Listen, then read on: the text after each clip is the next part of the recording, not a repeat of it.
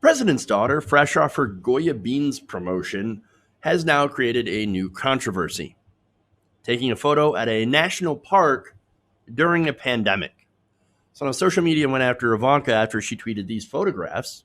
It was right here on Thursday of herself celebrating the passage of the Great American Outdoors Act at the Rocky Mountain National Park in Colorado. Well, look at that. That's beautiful, right? Such a lovely picture, such a lovely area. Oh, that's wonderful, right? So she made a statement, and her statement is: the pandemic has made us value now more than ever the national treasure that is our parks and the respite that they afford our families. Yeah, yeah, it sure would if we could all go to those parks without the risk of getting ourselves or our family sick. That'd be fantastic. Or, if essential workers who are getting shafted, despite, of course, working in dangerous conditions, could actually also go and enjoy them with their families. And that would be fantastic. What an unbelievably tone deaf statement. And worse, it's a photo op. That's all it is. It's a photo op so you can look good. Now, here's the thing, right? The Great American Outdoors Act is actually not a bad thing. It's a bipartisan piece of legislation, and what it is that it's basically it basically addresses maintenance backlogs at national parks and is able to secure more funding for the Land and Water Conservation Fund. Good stuff, right? Great, love it. The irony here is that here you have this picture. You've got Ivanka Trump saying how much she loves our national parks.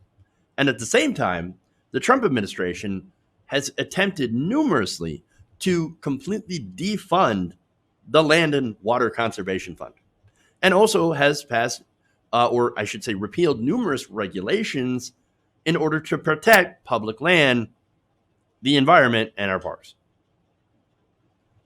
Of course, right?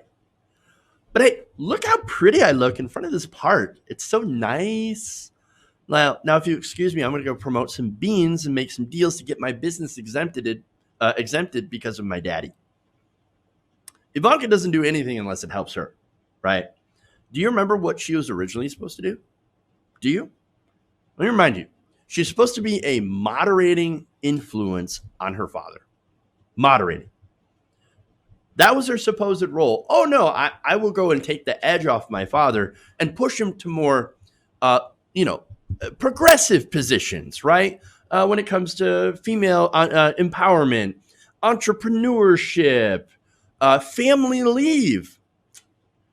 Well, do we have paid leave? Do we have paid family leave?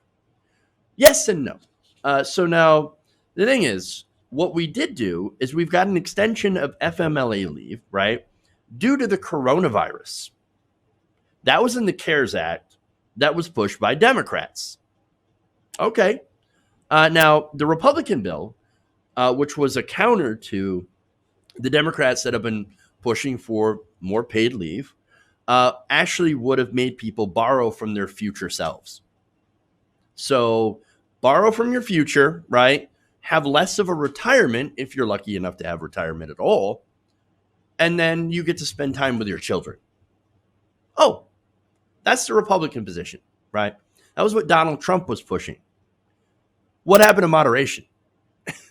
Really? I mean, look, last week, her cousin, Mary Trump, spelled it out pretty well. She said this, quote, she didn't do anything. She spouts bromides on social media, but either she tries to have an impact and fails, or just isn't interested in having an impact. I can't think of one thing she's done to show that she's a moderate or a moderating influence. Well, let me tell you why. The only impact Ivanka Trump wants to have is on her personal bank account. That's it. She's a grifter.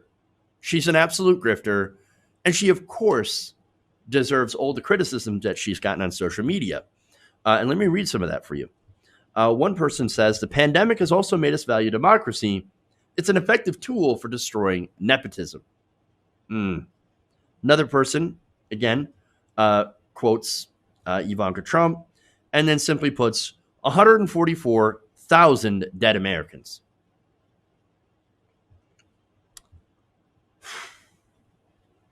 There are no lies there. Another person says, made us value the importance of having a functioning government instead of dystopic pandemonium. Or I should say dystopic pandemonium. More substantive points on, for example, what they did legislatively. Someone mentions that your dad has reversed or rolled back more than 100 regulations that were protecting the environment. He has weakened protections for more than half the nation's wetlands. He reallowed hunters to kill hibernating bears and power plants to release mercury. I'm sure a lot of those are not good for our public parks. And of course, a lot of people have also pointed out how this essentially is greenwashing. So saying, "Oh, look at how great we've done for the, how much we care and value our national parks, while also destroying the environment." For example, how quickly Ivanka forgets the all-out assault her daddy waged on our national parks. One more here from Lynn Taylor says, the kids in cages get no freedom or respite. So, of course, talking about Donald Trump's immigration. And then an economic point here from Boundary Seeker says, none of us can afford to travel for any sort of vacation, but I'm glad you get to use taxpayer money to go to places we can only wish to see. Good times. And hey, look, that's an important thing, right? It's a great point. And by the way, let me go through some of the ways the Trump administration has actually assaulted our national parks and our environment. Just days after taking office, President Trump issued a hiring freeze on federal civilian employees, which included the National Park Servicing staff, who is basically understaffed at this point. President Trump also issued an executive order to review the Clean Water Rule, leading to a June 27th decision to repeal that rule. President Trump also issued a sweeping executive order on energy independence with numerous negative consequences for public lands. And then it also ordered, among other things, the Department of Interior to review safety and enforcement standards that protect more than 40 national parks from the impacts of oil and gas drilling inside their boundaries. Ordered the EPA to withdraw and rewrite rules that mandated power plants limit carbon dioxide, which again damages not only the parks, but also the environment as a whole. And also ordered federal agencies to no longer consider the effects of climate change when deciding whether to issue permits for fossil fuel production. And also ordered both the EPA and Bureau of Land Management to delay enacting standards to reduce methane pollution from oil and gas operations. And also the Trump administration back in August of last year ignored climate change in park management. And then the National Park Service also rescinded Director's Order 100.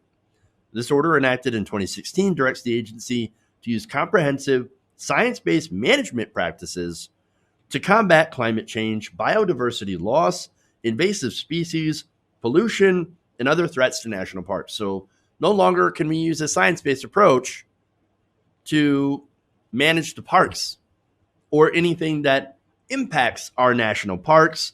And then also on October of last year, they repealed the Clean Energy Power Plan. This was actually all in 2017.